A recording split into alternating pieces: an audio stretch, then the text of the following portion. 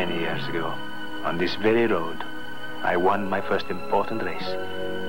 Perhaps the most important of my life, because this was the one which convinced me I could drive, and which took me out of the number of unknowns.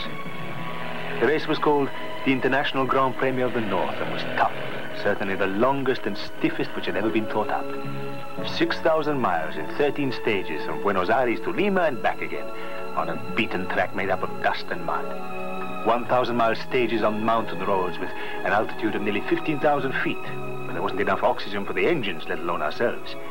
Stages across salt deserts where the temperature rose to 40 degrees centigrade, with not enough water for the radiator and just a few coca leaves to chew to keep ourselves awake during the night. And the roads were cut along the very edge of 2,000-foot precipices.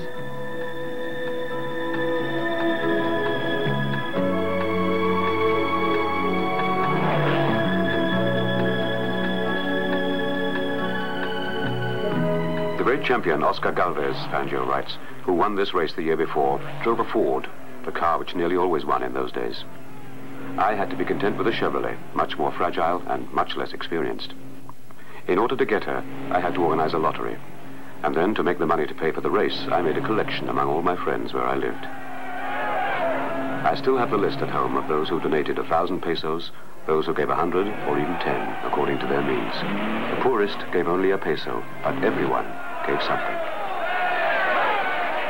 My Chevrolet couldn't do more than 95 an hour then.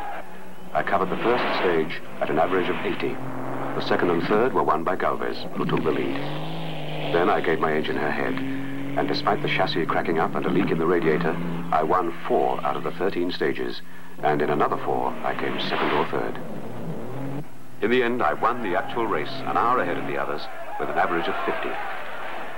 Looking back on the conditions of the road, and if they're like this today, imagine what they were like 30 years ago. I can hardly believe it possible.